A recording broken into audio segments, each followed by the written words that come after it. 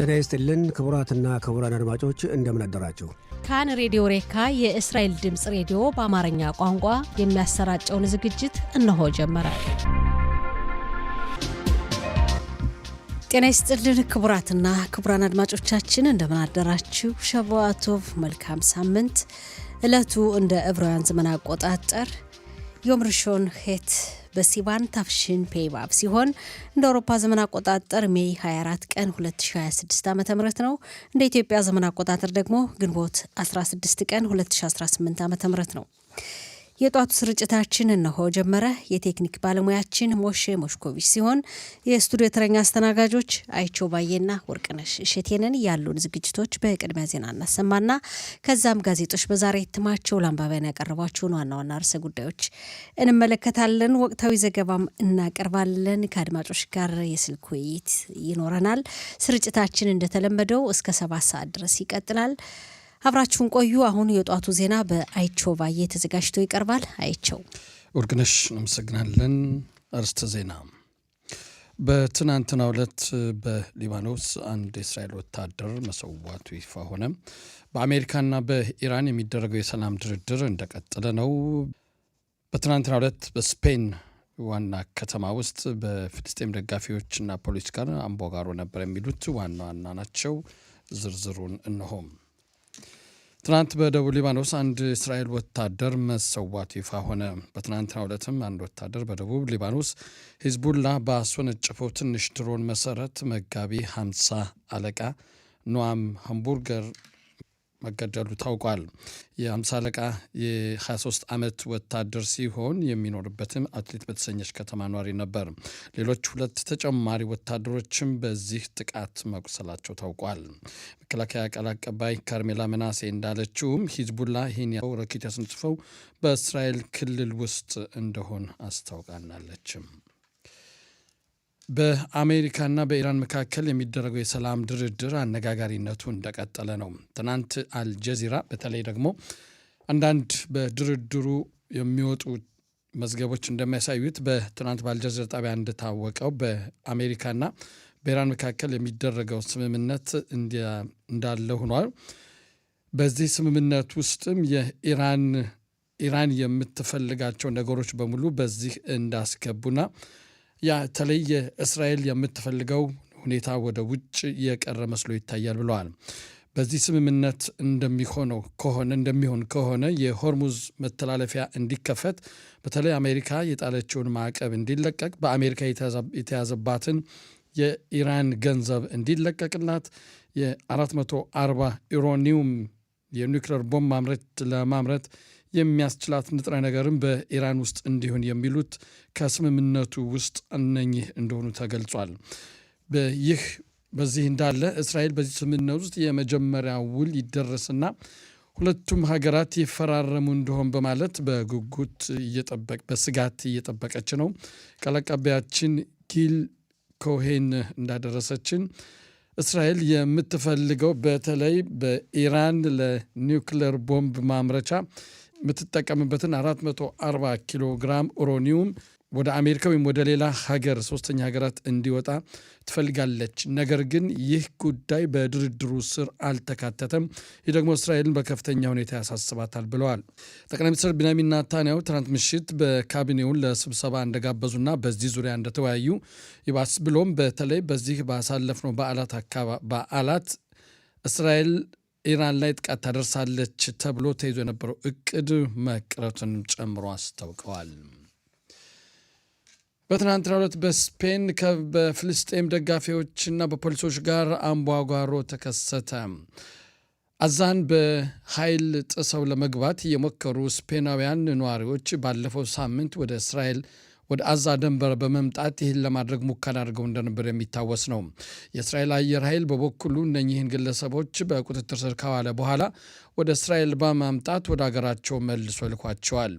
አገራቸው ስፔን በደረሱበት ሰዓትም የተቀበሏቸው ፖሊሶችና እነሱን ለመቀበል መጥተው የነበሩ ደጋፊዎች መካከል በተፈጠረ አምባጓሮ ዱላ ሲደባደቡና እጃቸው በካቴና ታስሮ መሬት ላይ ሲጎተቱ ታይቷል።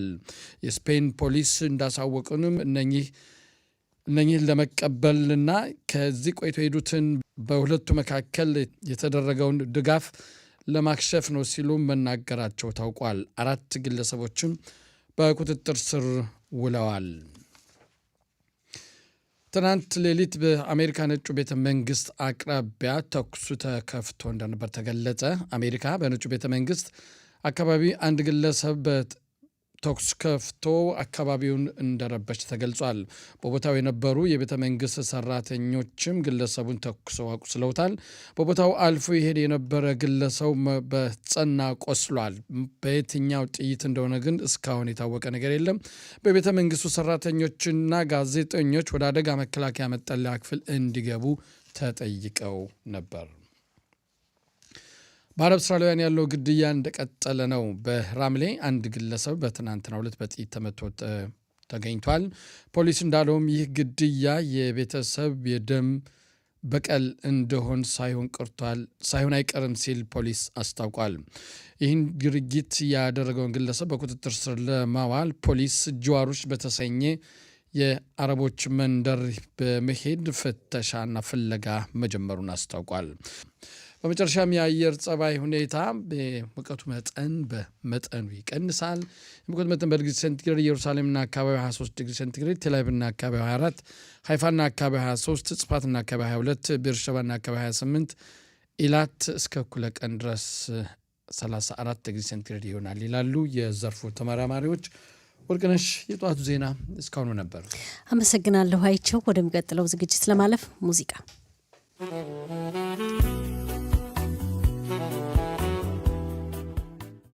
የተከበራችሁ አድማጮቻችን ስርጭታችን እንደቀጠለ ነው። አሁን ደግሞ ጋዜጦች በዛሬ እትማቸው ለአንባቢያን ያቀረቧቸውን ዋና ዋና ርዕሰ ጉዳዮችን እንመለከታለን። 4 ዕለታዊ ጋዜጦች ደርሰውናል። ሀሬጽ፣ እስራኤል አየም፣ የዲዮታ ሀሮኖትና ማሪቭ እያንዳንዱ ጋዜጦች በመጀመሪያ ገጻቸው ላይ ትኩረት የሰጡባቸውን ዋና ዋና ርዕሰ ጉዳዮች እንመለከታለን። ሀሬጽን ስንመለከት በመጀመሪያ ገጹ ላይ ካቀረባቸው ዋና ዋና ርዕሰ ጉዳዮች መካከል መከላከያ ሰራዊቱ በደቡብ ሊባኖስ ሰሜን እስራኤልን እስራኤልን በሰሜን በኩል በሚያዋስነው ድንበር በደቡብ ሊባኖስ በሚገኙ የተለያዩ ወታደራዊ ጣቢያዎች መከላከያ ሰራዊቱ በዛ አካባቢ ገብቶ የሂዝቦላ ድርጅት የዘረጋቸውን የሽብር መሰረተ ልማቶችን እያወደመ እየተከታተለ ሂዝቦላን እየተዋጋ ይገኛል። በዛ አካባቢ ሴቶች የሚሳተፉበትን ክፍለ ጦር ለማስገባት የሀረዲ ማህበረሰብን በሀረዲ ማህበረሰብ ወጣቶች ሀሽሞናይ የሚባል ተዋጊ ቡድን አለ። እንደሚታወቀው የሀሽሞናይ ብርጌድ ተዋጊዎች ስላሉ እነሱ የሀረዲ ማህበረሰብ አባላት ስለሆኑ ወታደሮች በዛ አካባቢ መዘርጋት ለአገልግሎት መግባት ያለበት ሴቶች የሚሳተፉበት የመከላከያ ሰራዊቱ ክፍል እንዲገባ አልፈቀደም። ምክንያቱም የሀሽሞናይ ብርጌድ ስላለ በአካባቢው ይላልና እንግዲህ መከላከያ ሰራዊቱ ግን ይህን ጉዳይ አስተባብሏል። ተጠይቆ ሀሬጽ እንደዘገበው ለሀሬጽ የደረሰ ዘገባ ነው። በመከላከያ ሰራዊቱ በኩል ሁኔታውን አስተባብሏል። ግን የሀሽሞናይ ክፍለ ጦር ስላለ ሀሽሞናይ ብርጌድ ሴቶች የሚሳተፉበት ወሳኝ የሆነ ወታደራዊ ክፍል በአካባቢው እንዲገባ አልተደረገም የሚል ዘገባ አቅርቧል። ሀሬጽ መከላከያ ሰራዊቱ እንግዲህ በዘገባው እንደተገለጸው ሁኔታውን አስተባብሏል ይላል። ሌላው የአሜሪካው ፕሬዝዳንት ዶናልድ ትራምፕ በኢራንና በአሜሪካ መካከል ያለው ውጥረት ረግቦ ሁለቱ ሀገራት ስምምነት ላይ ለመድረስ በጣም እየተቃረቡ መሆናቸውን አስታወቁ የሚል ዘገባ አለ። ይህ ዘገባ ሁሉም ጋዜጦች ዛሬ ትኩረት የሰጡበት ዋና ርዕሰ ጉዳይ ነው። እንግዲህ በአሜሪካና በኢራን መካከል ያለው ጦርነት የሚያበቃበትና ሁለቱ ሀገራት ለስምምነት የሚደርሱበት የውል ሰነድ እየተዘጋጀ መሆኑን የአሜሪካው ፕሬዝዳንት አስታውቋል። ሁለቱ ሀገራት ስምምነት ላይ ሊደርሱ እየተቃረቡ ነው ይላል። ሰፊ ጋዜጦች ይህን ርዕሰ ጉዳይ በስፋት ተመልክተውታል። የኒኩለር ጦር መሳሪያ ግንባታው ጉዳይ ትኩረት አልተሰጠውም በዚህ ስምምነትና እስራኤልን በእጅጉ ያሰጋት ነው ይላል በሀሬጽ ላይ። ሌሎች ጋዜጦችም እንግዲህ ያው ስንደርስ እናየዋለን። በትራምፕ ያው የኒኩለር ጦር መሳሪያ አይኖራትም ኢራን ብለዋል። ግን በዚህ ጉዳይ ያው በስምምነቱ በውሉ ብዙም እየተነገረ እንዳልሆነ ለማንኛውም ሀሬጽ ላይ በቀረበው ዘገባ የአሜሪካው ፕሬዝዳንት ዶናልድ ትራምፕ ሲቢኤስ ለተባለው ቴሌቪዥን ጣቢያ በሰጡት ቃለ ምልልስ ወይም በቴሌቪዥን ጣቢያው በተደረገላቸው ቃለ መጠይቅ ያው ለስምምነት እየተቃረብን ነው፣ ኢራን የኒውክሌር ጦር መሳሪያ አይኖራትም ብለዋል። በእስራኤል በኩል ስጋት አለ። በጥልቀት የኢራንን የጦር መሳሪያ የኒውክሌር ጦር መሳሪያ ግንባታና ሌሎችንም የሚሳኤል ግንባታዋን በጥልቀት የሚመለከት አይደለም የሚል ከፍተኛ ስጋት እንዳለ ይገለጻል። እዚህ ጋር ተያይዘው ጠቅላይ ሚኒስትር ቢንያሚን ኔታንያሁ የደህንነት መዋቅር ባለስልጣናትን ሰብስበው ውይይት እንዳደረጉና ምናልባት ስምምነቱ ባይቀጥል ቢፈርስ ድርድሩ ቢፈርስ ለሚከሰተው ነገር ሁሉ ቅድመ ዝግጅት ማድረግ እንደማያስፈልግ እና ያው ያስፈልጋል ብለው ቅድመ ዝግጅት እየተደረገ መሆኑ ተገልጿል። በእስራኤል በኩል ኡራኒየም የኢራን ያብላላችሁ እንግዲህ ኢራን ውስጥ የሚገኘው ኡራኒየም መጠንም እጅግ አወዛጋቢ ነው። በስምምነቱ አሁን ዘግይተው የወጡ ዘገባዎች ኢራን ያብላላችሁን ኡራኒየም አስረክባለሁ ማለቷ እየተገለጸ ነው። እንግዲህ ጋዜጦች ላይ ግን በእስራኤል በኩል ስጋት እንደሆነ ኢራን ያብላላችሁ ኡራኒየም መጠንም በስምምነቱ ምን ደረጃ ላይ ሊደርስ ይችላል የሚል ስጋት እንዳለ ተገልጿል። አሁን የወጡ ዘገባዎችን ደግሞ ቆየት ብለን እንመለከታቸዋለን። ኢራን ያብላላችሁን የኡራኒየም መጠን አስረክባለሁ ማለቷ ኒውዮርክ ታይምስ ዘግቧል። ቆየት ብለን በሰፊው እንመለከተዋለን። ሌላው ባለፈው ሳምንት ወደ እስራኤል ለመግባት እንግዲህ የጋዛ ሰርጥን የታገደውን የባህር ክልል ጥሶ ለመግባት የጋዛ ሰርጥ ፍልስጤማውያን ደጋፊ ነን በማለት ከተለያዩ ሀገራት የተወጣጡና ከቱርክ በመነሳት ወደ እስራኤል ሲመጡ በእስራኤል የባህር ኃይል አማካኝነት በቁጥጥር ስር የዋለው የልዑክ ቡድን ይታወሳል።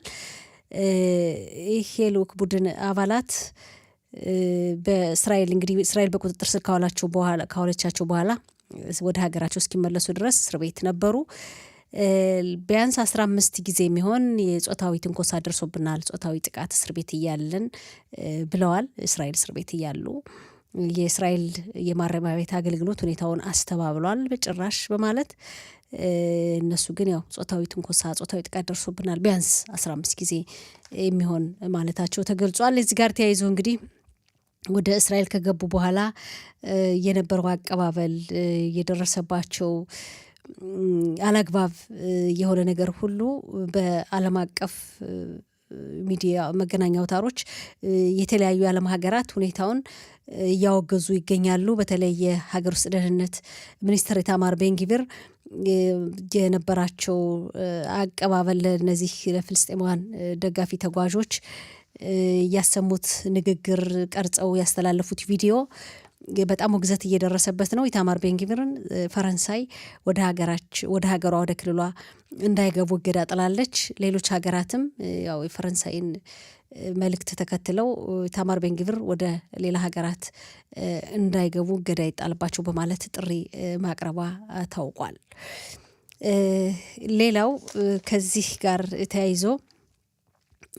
የተያያዘ ርዕሰ ጉዳይ አይደለም፣ ግን ያው በይሁዳና ሰማሪያ አካባቢ በርካታ መኖሪያ ቤቶች እንዲሰሩ በመንግስት በኩል ውሳኔ መተላለፉ ይታወሳል። ይህን ውሳኔ በመቃወም የተለያዩ የአውሮፓ ሀገራት ካናዳን ጨምሮ ካናዳም ተገልጻለች በዚህ ውሳኔ ላይ እነዚህን ቤቶች ለመስራት ተቋራጮች ወይም የግንባታ ድርጅቶች እንዳይገቡ በማለት ጥሪ አቅርበዋል። ማንኛውም የተቋራጭ ድርጅት ለመስራት ግንባታውን ለመስራት ወደ አካባቢው እንዳይገቡ ወይም እንዳይስማሙ በማለት ፈረንሳይ እንደጀመረችው ጥሪውን ተገልጿል። እንግዲህ ፈረንሳይን ተከትሎ የተለያዩ 11 የሚሆኑ ሀገራት ተቃውመዋል። የግንባታ ተቋራጮች ወደዚህ ወደ አካባቢ ወደ ይሁዳና ሰማሪያ ኢዋን ተብሎ የሚጠራ ክልል ወደዛ አካባቢ ገብተው እንዳይሰሩ በማለት ፈረንሳይ፣ ብሪታንያ፣ ጣሊያን፣ ካናዳን ጨምሮ ኖርዌይ እና ሌሎችም በአጠቃላይ 11 ሀገራት ኒውዚላንድ፣ ኢጣሊያ ብለናል፣ ቤልጂየም፣ ሆላንድ እነዚህ መልእክት አውጥተዋል፣ መግለጫ አውጥተዋል። ተቋራጮች ወደዛ አካባቢ እንዳይገቡና ይህን ኃላፊነት እንዳይረከቡ የግንባታ ተቋራጮች በማለት ያው ውሳኔውን በመቃወም ማለት ነው። ሌላው በአረቡ ማህበረሰብ በኩል እንግዲህ ያው በያዝነው ዓመት ምርጫ ይካሄዳል በእስራኤል። የአረብ እስራኤላውያን ጫና እያደረጉ ናቸው። አረብ እስራኤላውያን የሚወክሉ ፓርቲዎች ውህደት እንዲፈጥሩ ግን ገና በፓርቲዎች በኩል ከዚህ ውሳኔ በጣም ሩቅ ናቸው። ግን ያው መራጩ ክፍል ጫና እየፈጠረ ነው ውህደት እንዲፈጠር የሚል ዘገባ ቀርቧል ሀሬጽ። ሌላው ኮንጎ የአፍሪካዋ ዲሞክራቲክ ኮንጎ የኢቦላ ቫይረስ ከተከሰተ ቆይቷል ከአንድ ወር በፊት ይላል። እንግዲህ የመጀመሪያው ሰው በዚህ በሽታ ተይዞ በኢቦላ ቫይረስ የሞተ አንድ ወር በፊት ይሆናል። ከዛ በኋላ ኮንጎ በሽታውን ለመቆጣጠር በጣም እየተቸገረች ነው፣ ከአቅሟ በላይ ሆኗል። እስካሁን ድረስ 117 ሰዎች በዚህ በሽታ በዚህ ቫይረስ ተይዘው ህይወታቸው አልፏል።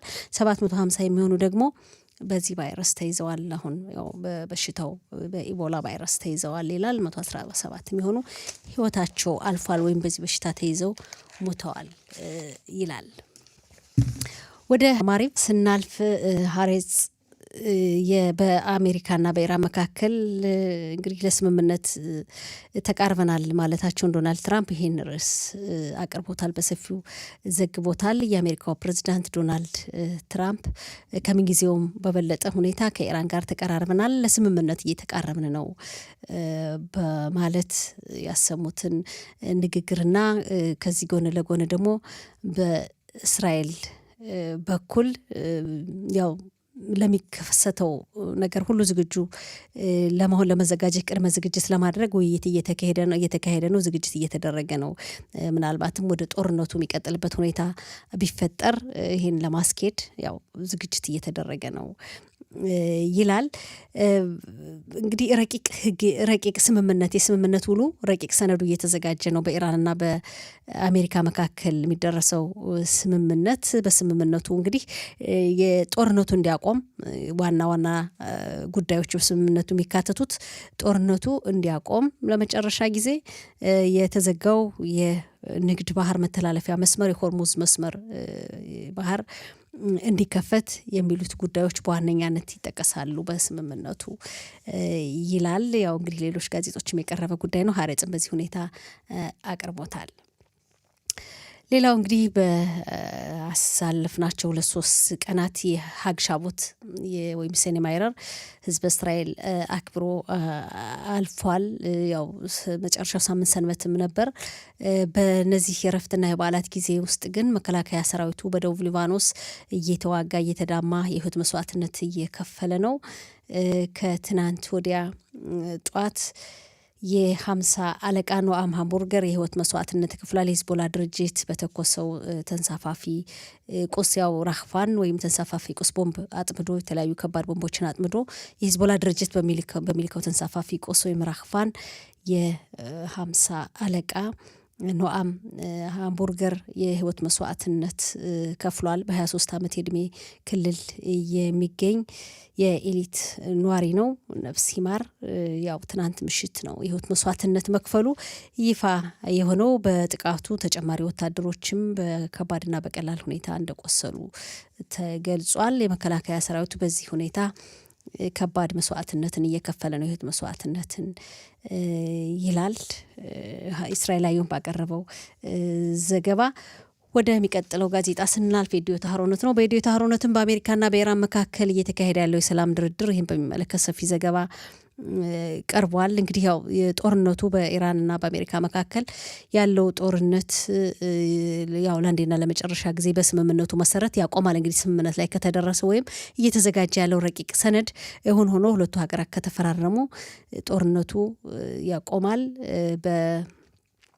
የሆርሙዝ የባህር መስመር ይከፈታል ይላል። የኒውክሌር ጦር መሳሪያው ጉዳይም እንግዲህ በአሜሪካ በኩል ኢራን የኒውክሌር ጦር መሳሪያ አይኖራትም እየተባለ ነው። በእስራኤል በኩል ግን አሁንም ሰፊ ስጋት እየፈጠረ ነው። በሂደት እንግዲህ የተኩስ አቁም ስምምነት የሚደረሰው በሚቀጥሉት 30 ቀናት ውስጥ ስምምነት ከተደረሰ በኋላ ቀስ በቀስ በ30 ቀናት ውስጥ የሆርሙዝ የባህር ወሽመጥ ይከፈታል ለንግድ መርከቦች። ስምምነቱም የተኩስ አቁም ስምምነቱም እንደዚሁ በሂደት ይፋዊ ሆኖ ይታወጃል። ጦርነቱ ያቆማል።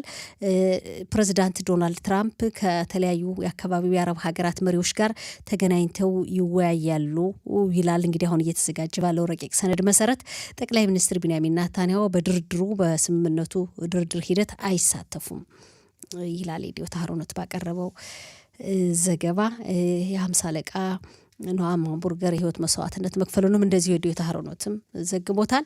ሌላው ጋዛ ሰርጠን በሚያዋስነው የእስራኤል ድንበር አካባቢ ያለው የግብርና ስራን በሚመለከት የቀረበ ዘገባ አለው። አቪራም አልሞግ ከሞሻብ ኦሃድ ወይም ኦሃድ በተባለው መኖሪያ ሰፈር እሱ ጋር የተደረገ ቃለ ምልልስ አለ።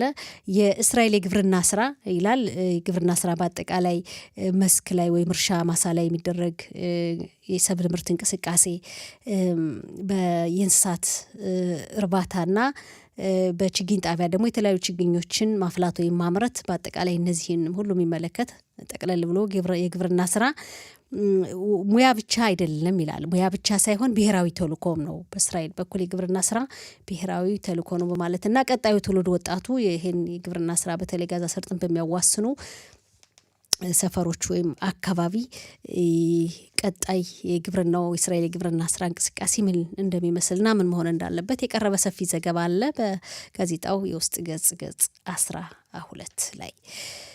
ሌላው የበጋው ቀጣዩ የበጋ ወቅት መቃረቡን ተከትሎ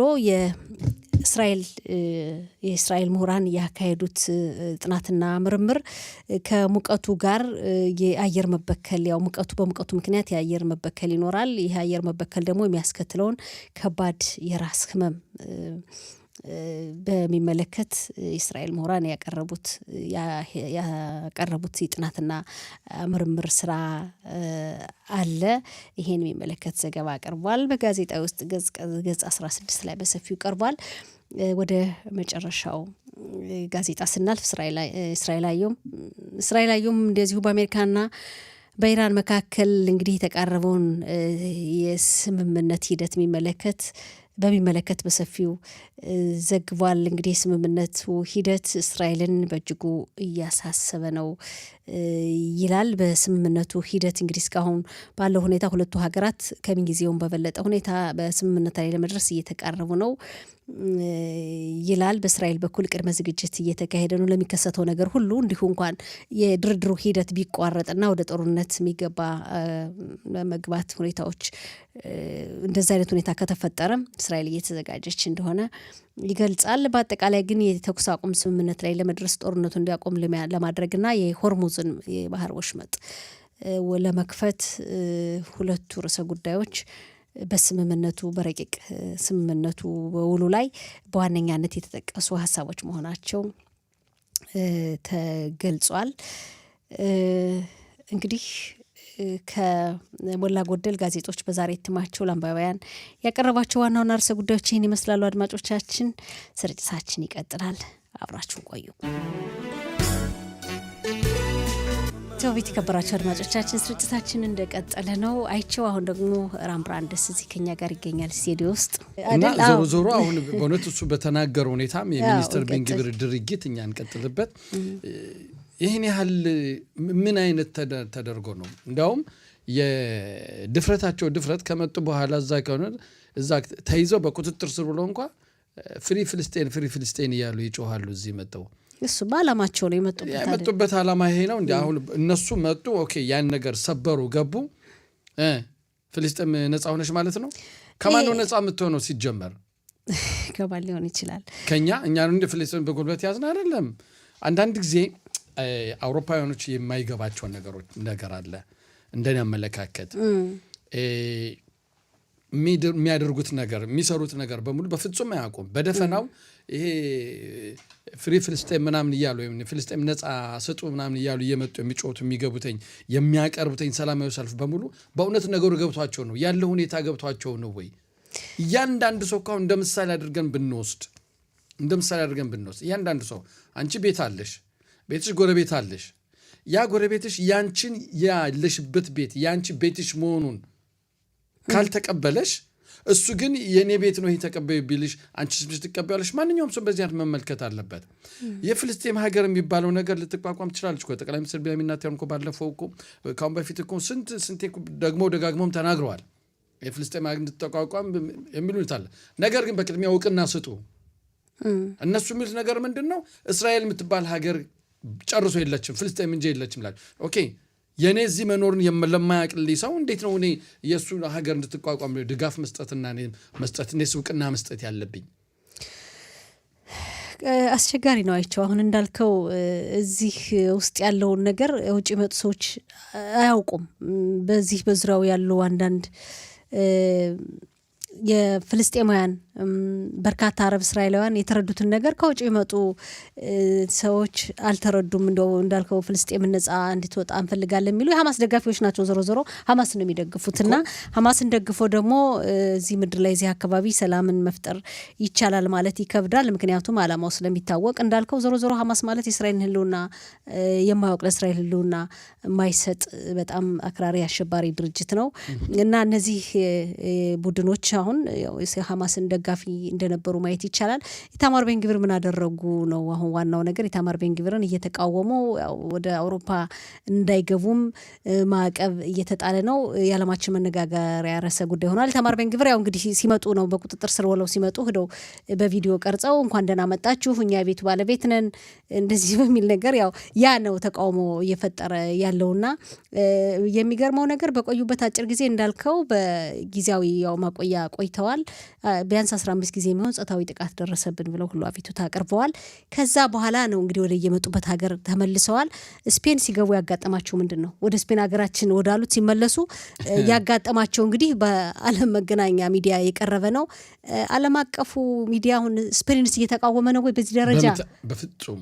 ለምንድን ነው እስራኤል ብቻ እስራኤልን እሺ ይቃወም፣ ግን ስፔን ላይ ያለው ነገር እንዴት ነው እየዘገበው ያለ? ስፔን ብቻ አይደለም ግሪክም ጭምርት ነው። ያው ሲመለሱ ሌላ ሀገር ላይ እዛም ያሳዩት ነገር ታይቷል። ያ የሆነው ነገር ምንድነው? ከዚህ በኃይል ሰብረን እንገባለን ብለው የመጡትኝ እስራኤል ግን በስነ ስርዓት ይዛ ወደ ማቆያ ቤት ወስዳ በራሷ ገንዘብ ወደ ሀገራቸው እንዲመለሱ ነው ያደረገቻቸው።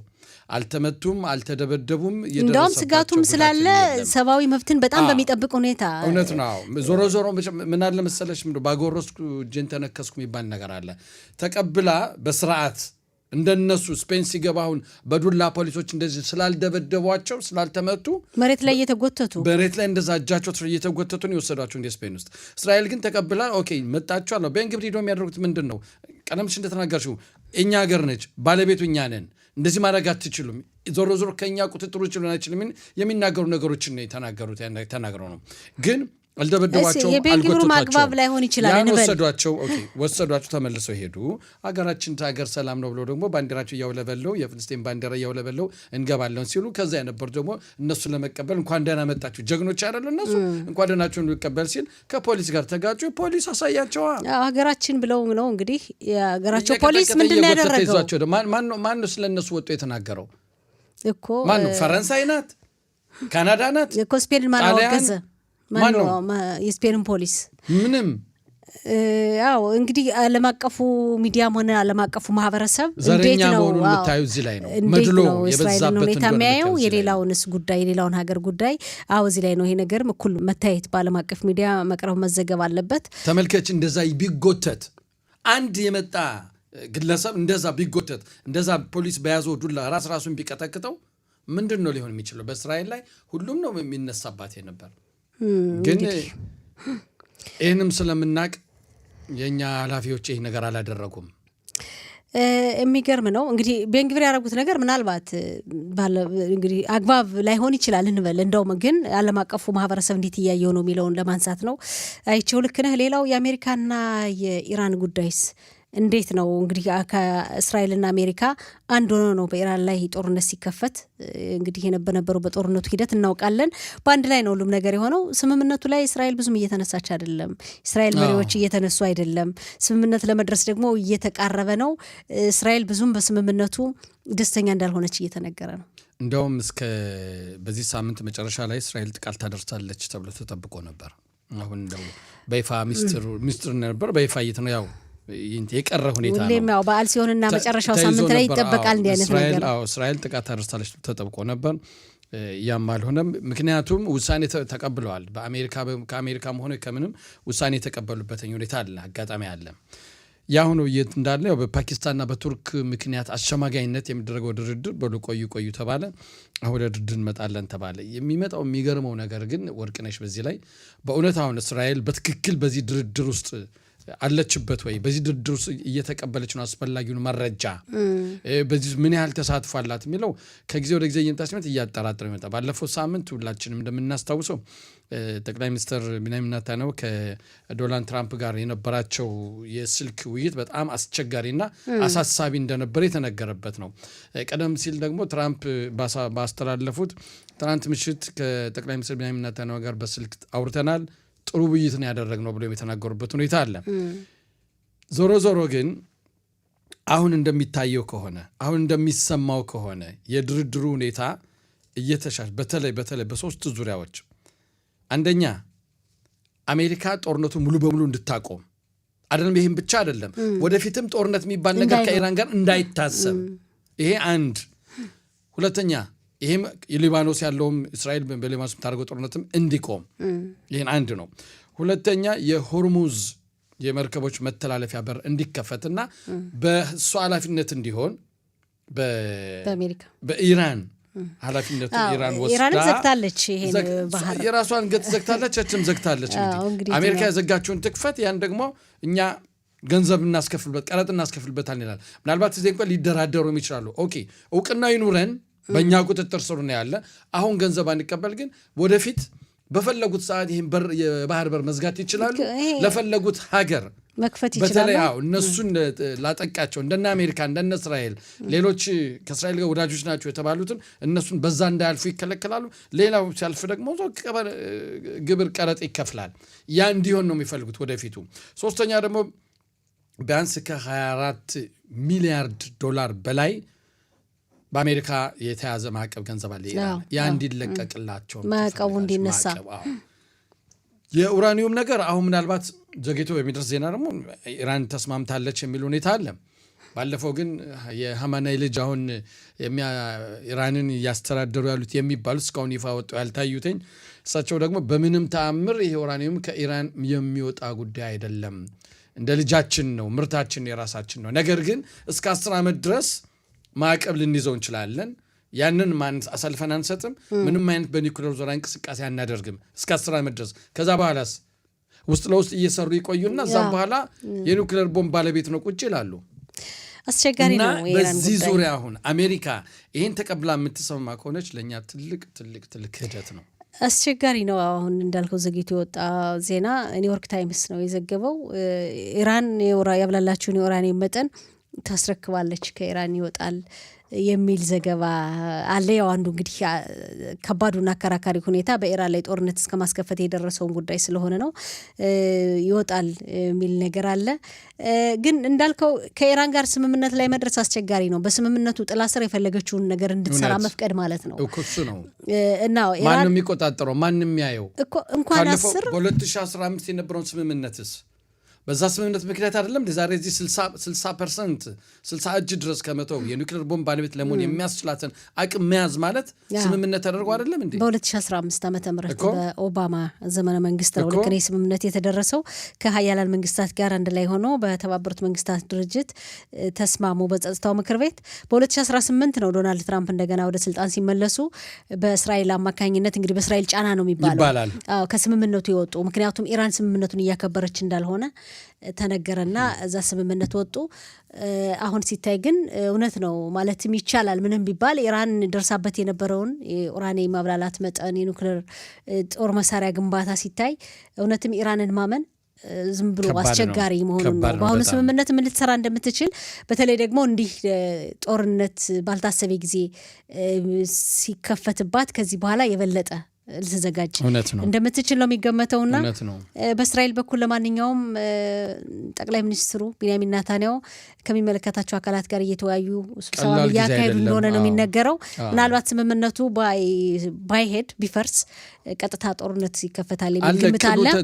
እቅዱ ተይዟል፣ ፕሮግራሙ ተይዟል። ምንም እንደሚደረግ የት እንደሚደረግ ማን እንደሚሰራ ይህ ሁሉ በሙሉ ተጨርሶ ያበቃ ጉዳይ ነው። አሁን ይሄ ስምምነቱን ቢያለው ነገር ነው ይዞት ያለ። በእርግጥ ሁላችንም ቢሆን እኛ ጦርነት ፈላጊዎች አይደለንም። ጦርነት ባይኖር ጥሩ ነው፣ ግን ስምምነት ሲባል ደግሞ የሆነ ውል ማሰሪያው ሊኖረው ይገባል። ጦርነት እንዳይከሰት አለባብሶ ቢያርሱ አይነት ነገር እንዳይሆነው።